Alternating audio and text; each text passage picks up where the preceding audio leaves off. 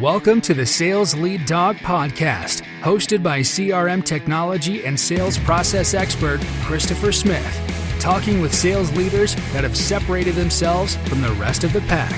Listen to find out how the best of the best achieve success with their team and CRM technology. And remember, unless you are the lead dog, the view never changes. Welcome to Sales Lead Dog. Today I have joining us Blake Morgan. Blake, welcome to Sales Lead Dog. You know, I love sales and I love dogs, so I feel like I was meant to be on your show. I love that. That you're the first one that's ever said that to me like that. That's great. So Blake, you're pretty accomplished. You are a very highly rated keynote speaker. You're an author, which we're going to talk about here in a second. But tell me your story. How did you get where you are today? I wanted to be somebody. I was nobody. And I thought, this really isn't very fun. I moved to New York City, where everybody who wants to be somebody moves.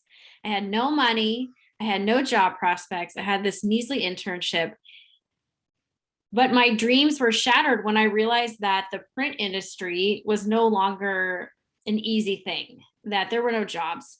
And I ended up being recruited by a conference company that was really like, how can I describe it? Extremely intense, high turnover, really not the easiest company to work for, but I ended up thriving there. And 5 years later, I had my own brand, doing customer management, helping to turn an old offline conference company into a savvy hybrid digital and real life events company. And that was 12 years ago. Had my own podcast on customer experience, but we didn't call it that. We didn't have the language. So we called it CRM. And then I met my husband. So that was a major game changer in my life when I was 25 years old and I was sick of my life in New York. I wasn't healthy. I wasn't sleeping a lot. I didn't like the prospects there because I wanted to get married and have a family. But I met my husband at a CRM conference, which you'll appreciate, in Atlanta. He was the cutest, youngest guy there. We had too much in common. It was weird. He came to New York 2 weeks later for an event as a speaker, and we just were best friends instantly. And honestly, we're constantly together. He saw me move to San Francisco, to be with him, and try and find jobs. And I kept failing miserably. After my 5-year job in New York, every startup job I had, I worked for abusive, entrepreneurial, crazy town bosses. Then I worked at a corporate company and I was laid off after 2 years. I just realized something's wrong. Either I'm really messed up and I can't have a real job, or I don't have the right fit for a career. And I watched my husband, I had a front seat to his success. So I watched him become an internationally known keynote speaker. And here I am flailing, working for other people, being miserable. Eventually I figured out, you're a very good speaker, Jacob, my husband. You took acting classes as a teenager, but I can kind of fake my way through a speech. I can do this. He said to me, Blake, if you want what I have, if you want freedom, if you want money, if you want to be the captain of your own ship, you can work for yourself, but you have to learn how to speak in public. And I thought, oh, dear God, help me. It's my worst nightmare. Here I am 7 years later and have a thriving business, and I'm doing it. And I'm bringing my message that the world needs to hear, which is that if you make customers' lives easier and better, you will always have customers. And that's why I write the books.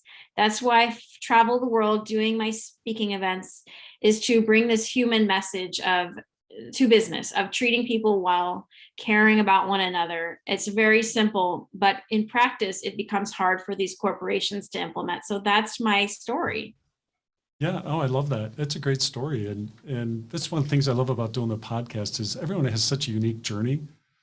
And it's always wonderful to hear, the backstory, what's behind the curtain, so to speak. So the book that we're going to talk about today is The Customer, the Future. Which is a very intriguing title. How'd you come up with that title? But I knew I wanted to write about the future. And for the past 10 years, I've been talking about the future of if we treat people well, they come back. The technology, all this stuff, it changes, it innovates. But at the heart of this is a message of treating people well, making people's lives easier and better. The customer of the future. If you write a customer experience book, you better make sure that customer experience people will recognize it's for them, because there's a lot of books out there. So the art of creating a title for a book, it's actually very hard.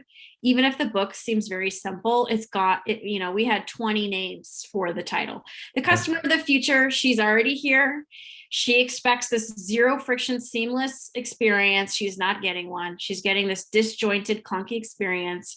We have the technology. We saw with COVID, we had all this technology to do all of these things to make the experience easier, but we hadn't done it. COVID forced us to get creative, to create this contactless customer experience, to allow our employees to work remotely. We were forced to do it.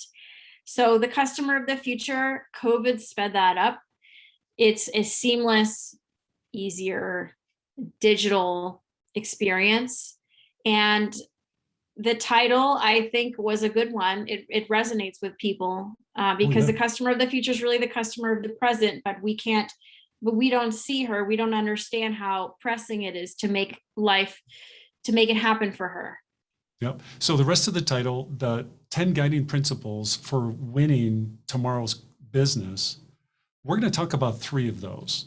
If you want to hear the rest of the remaining 7, you got to buy the book. Okay, but we're going to talk about 3. Okay. So the first one, chapter 1, customer experience mindset. I love how you started off this chapter. You talk about 72% of companies say it is their top priority. If that's the case, why do so many customer experiences just suck? Why is it like that? It's kind of like getting in shape. Like, we all want to be in shape, but when it actually comes to putting the cookie down or waking up at 5:30 to get on the treadmill, most of us don't want to put in the work. People hate when I use fitness and exercise analogies, but maybe because I had a baby, they'll be nice to me and allow me to do it because I had to get back in shape. It's a perfect analogy. It's spot on. Well, I don't want to be insensitive, but these things are hard. They're so hard. If they weren't hard, everyone would have them.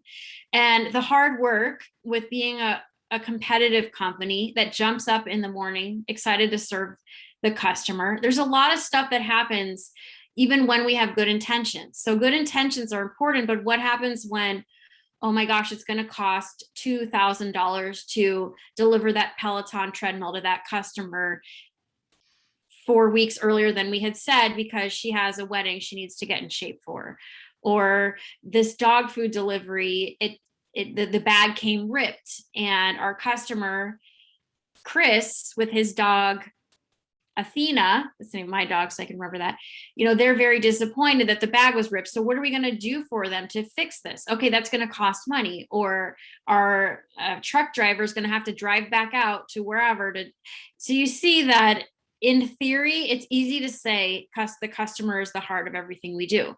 But what does that look like when we make decisions across the entire company? The customer gets lost. We got to make money now. We got to make our board happy, short-term profits.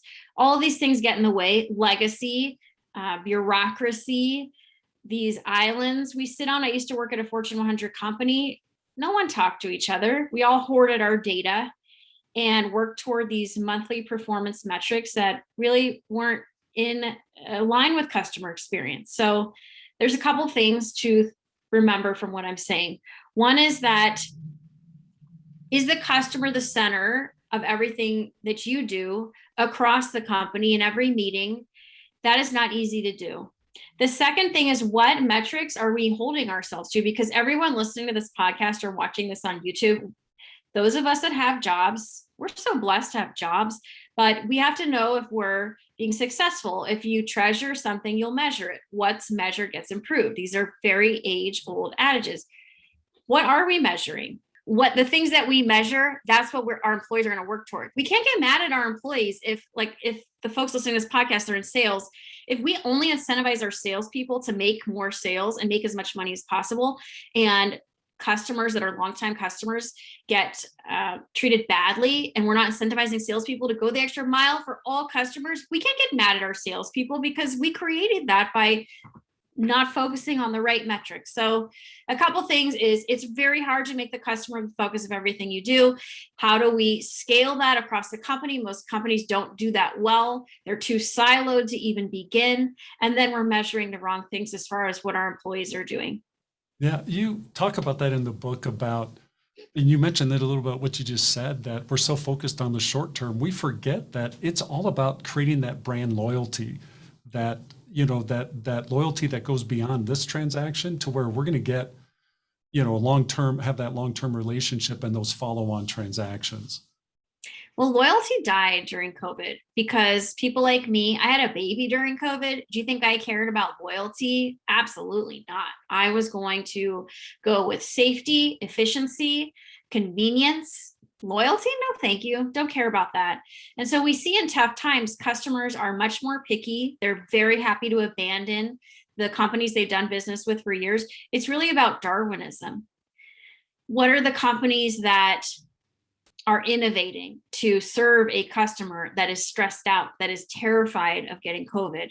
It's really only about innovation, about standing out by working harder on customer experience. And I think that's what matters most, is understanding that customers today are not as loyal as they were because we're in unprecedented times. We're still dealing with COVID and Delta. And the companies that want to win today cannot rest. They have to continue to iterate and pivot and shift with these very challenging realities. But you got to do what you can to protect that loyalty, though, whatever you do have, right? In terms of like through innovation, through that intense focus on the customer experience that, that takes into account, like you're saying, the fear people have or their personal situations that, I just had a baby and I don't want to leave my house. I don't want to expose my child to whatever. Having that level of understanding, it takes that, having that connection and understanding with the customer. How do what companies do this well? What companies do a good job with customer experience? Yeah, so some companies have an incredible product that's very relevant, like Peloton.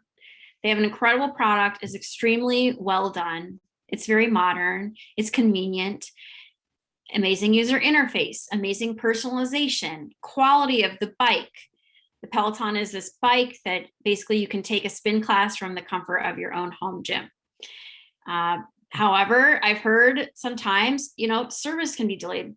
Getting the bike can be delayed. Same with Tesla, like another incredible product. And I'm saying this just from what I've heard, that I think Peloton is a very innovative company. I've actually never had a problem with the bike, so I can't say the service is bad. I have heard, unfortunately, I love to talk about Tesla because they are doing so much right with, to me, the modern customer experience. The product is incredible. The car runs on a computer, on a tablet. This is incredible. Little things in the car that are just amazing. Like you don't need to use the brake and everything is personalized to you. So the dashboard, when you, Chris, get in the car, it knows it's Chris, not Blake in the front driver's seat. So everything shifts according to knowing that it's you there. The music, the podcasts, all the settings, unique settings you have on how you like to drive the car. Unfortunately, with Tesla, I've heard the service, it's very hard to get a hold of a person on the phone. And it's very slow to get the service. There's delays in shipping the car. So sometimes you have an incredible product. Even Tesla, the idea is there where it's updating itself through the cloud. So you don't need to even get the car serviced as much unless there's a real problem. However, the certain things with Tesla, it's like the company is so cool and so hot and so tech forward that they don't have to work as hard as another company that staffs up more. Something that's happened during COVID that I want every company listening to this podcasting to be aware of is this whole, due to COVID, your average wait time is expected 45 to 60 minutes. This is not acceptable. If you call your company's contact center and there is a lame excuse about COVID and you can't get the staff, oh dear God, just kill me. Do not release this to customers. All it says is that you're cheap you don't want to spend the money on staffing, and you're using COVID as an excuse. We know that winners in life, you got to get things done. There's no excuse. No one cares why you couldn't deliver. You either deliver or you don't. And COVID has really made it clear the companies that have made customer experience a priority and are not making lame excuses to customers as to why they should be okay with being treated badly. I couldn't agree more. It's just such a cop out, I think, to sit there and blame it on COVID. Chapter 3, developing customer-focused leadership. As a sales leader, what's my role in developing customer experience? Sales are incredibly important. You're in charge of relationships, Chris. You are in charge of getting people to trust you. Huge. Telling them about the product, making them excited, helping them understand the value. Very, very important part. But increasingly, the sales with technology, what is the role of the salesperson? Does it just stop when you sell them the product, or are you also in service to constantly add value, to check in with the customer, to make sure they're happy? And I think that is probably a big mistake that salespeople make, is that they think once they sell the product, they're done. But really, if we want to retain customers, salespeople that are in front of customers have so much rich knowledge about how they can make the experience better. So that is so important as we think about the evolving role of the salesperson. Customer-focused sales leadership, we don't just stop when we make the transaction. We don't treat customers like wallets. We're following through to the entire journey, continuing to check in with them, making sure they're happy, comfortable, and then providing feedback to engineering or the product creators to say, oh, John from Kentucky is having this issue with the product. I think we should go back and fix it, because I'm sure if John is suffering, then other customers are suffering. So it's this loop that we've been talking about for so many years that the salespeople can be a really important part of. And now, like when I even go into a retail store, when I do, I expect a lot of personalization. I expect attention. Like Sephora does this really well. When you walk into a Sephora, they check on you. They have a team with walkie-talkies all tracking customers around the store. Every customer gets greeted every time.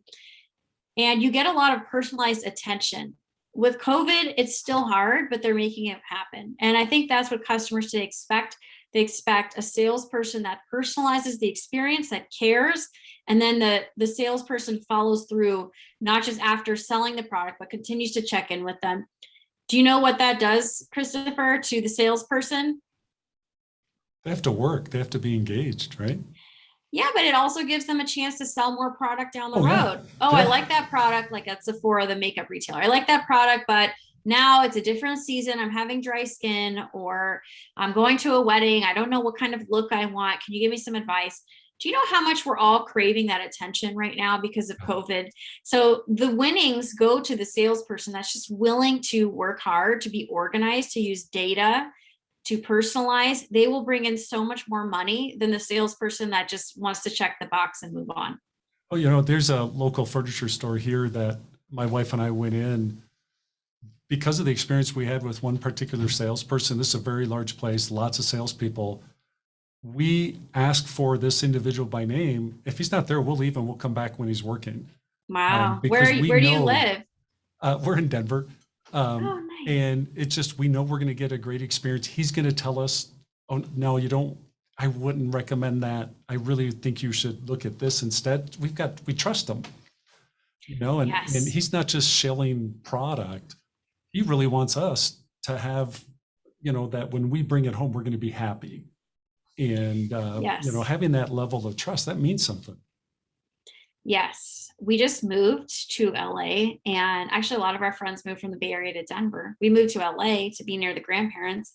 And it's interesting to walk into stores and you see the variation in customer experience. In one store there's one called the Joneses in LA. You have to have an appointment to go in, but you get this level of personalization that is really incredible.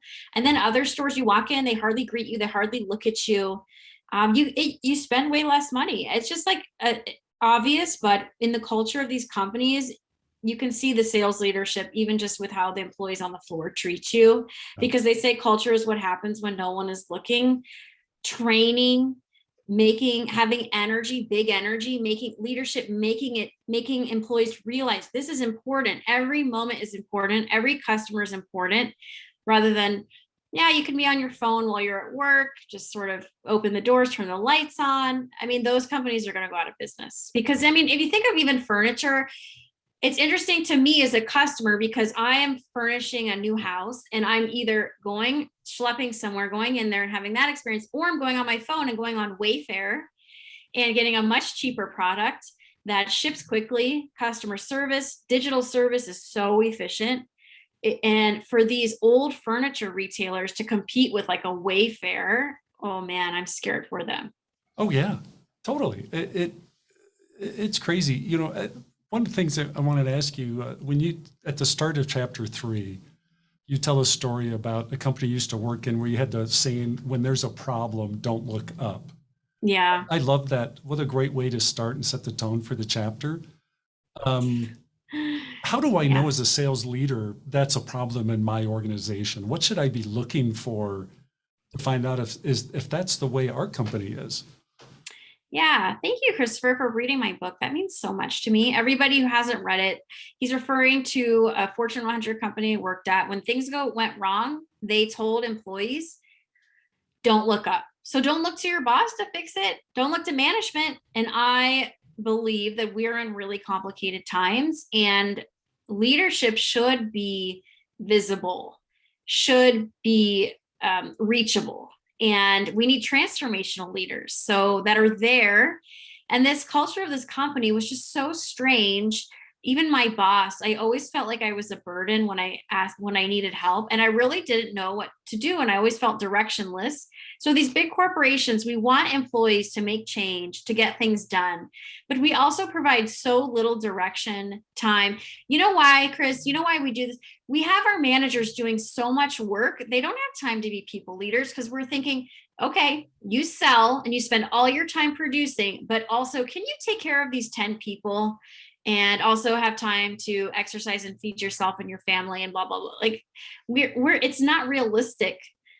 And honestly, I got out of the game. I got out of the corporate because I just thought, oh, this is not an experience that I want to have. Right. Not every company is like this, but the don't look up thing really bothered me, that you should just be able to just do everything by yourself.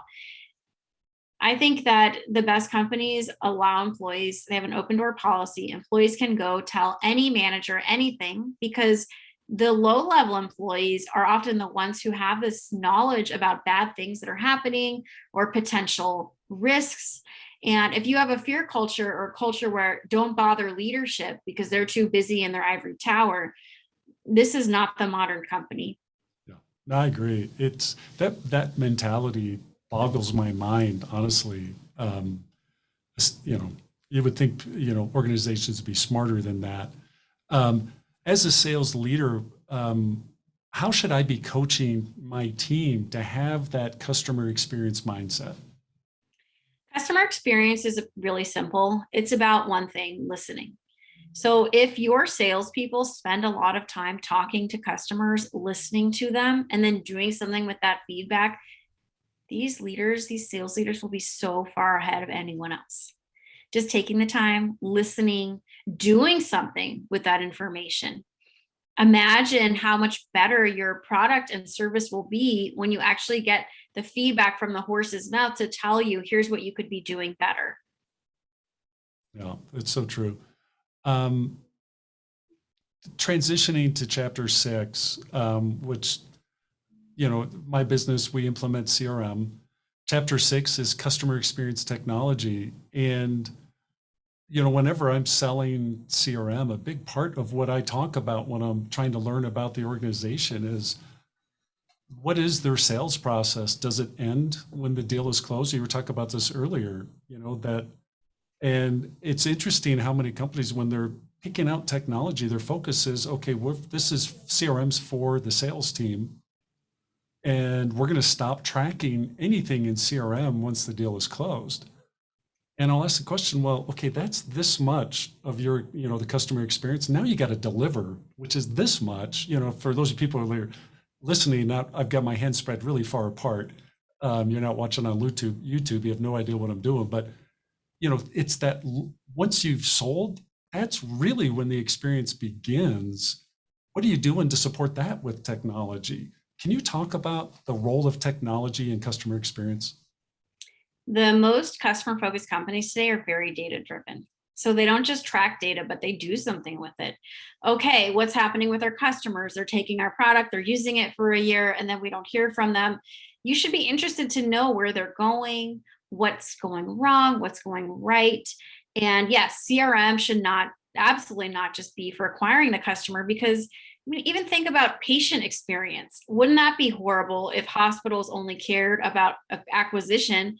And then who cares when Blake or her family needs special treatment or her patient records? And any business can learn from or imagine themselves as a healthcare institution where the customer constantly needs attention, needs to be checked in on. And it's not just good for the customer and their experience, it's good for business, because ultimately, eventually, our lives change, our realities change, and we need something else. So are you going to be there? And if you're not, your competitor definitely will be. So yes, CRM and technology, it should definitely not just be for acquisition.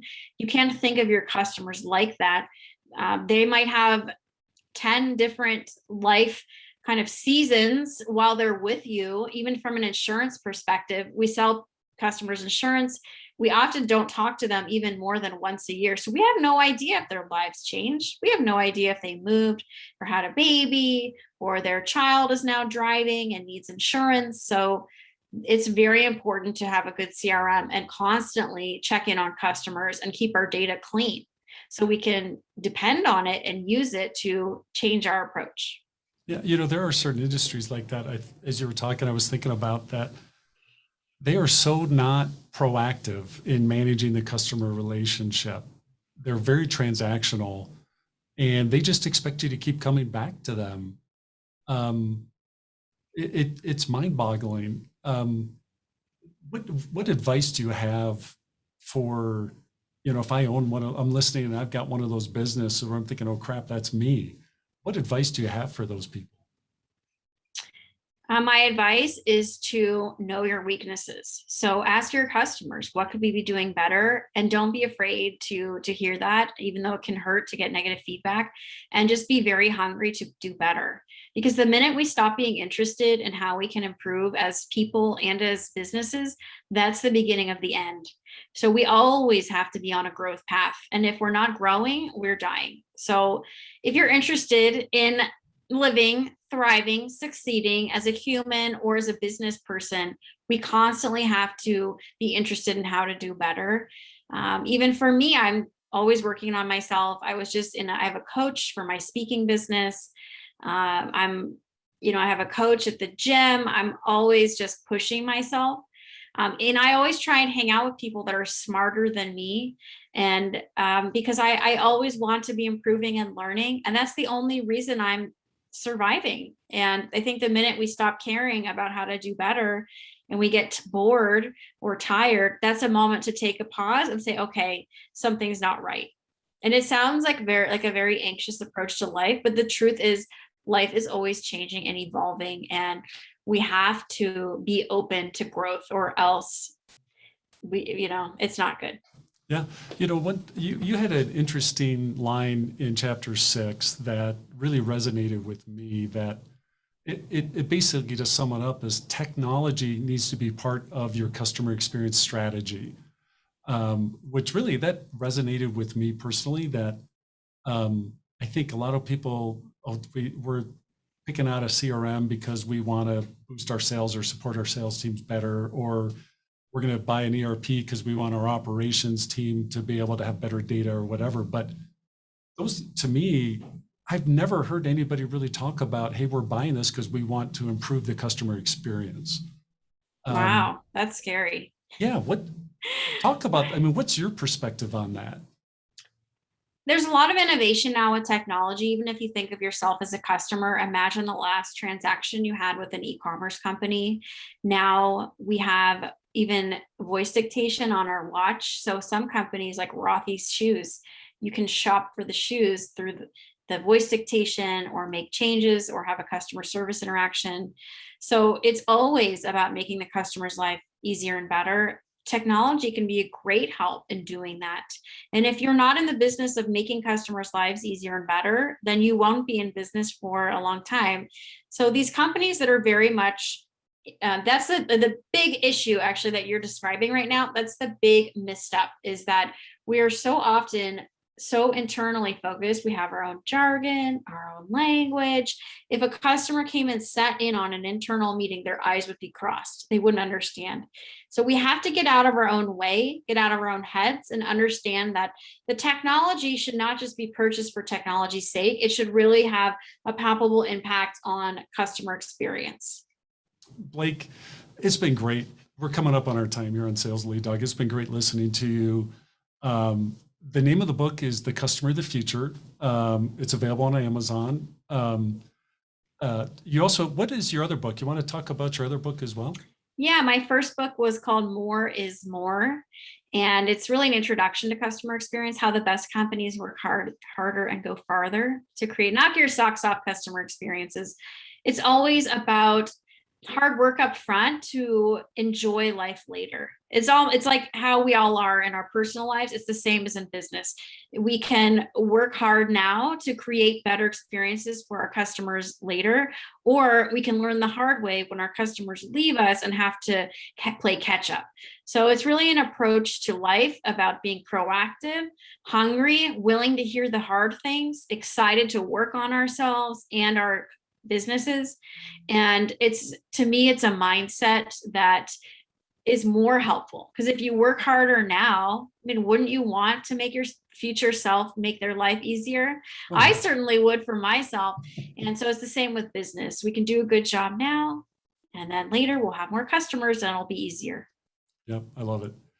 Blake, again, thank you for coming on Sales Lead Dog. We're going to have all of Blake's contact info in our show notes, so you can check that out there. But Blake, if people want to reach out and connect, they want to learn more about your speaking engagements or just connect with you in general, what's the best way for them to do that? Yeah, I would love for folks to find me on LinkedIn or visit me, blakemichellemorgan.com. Thank you so much, Chris. I really enjoyed your questions, and I wish you the best. Thank you. As we end this discussion on Sales Lead Dog, be sure to subscribe to catch all our episodes. On social media, follow us on LinkedIn, Facebook, and Instagram. Watch the videos on YouTube, and you can also find our episodes on our website at impellercrm.com/Sales Lead Dog. Sales Lead Dog is supported by Impeller CRM, delivering objectively better CRM for business, guaranteed.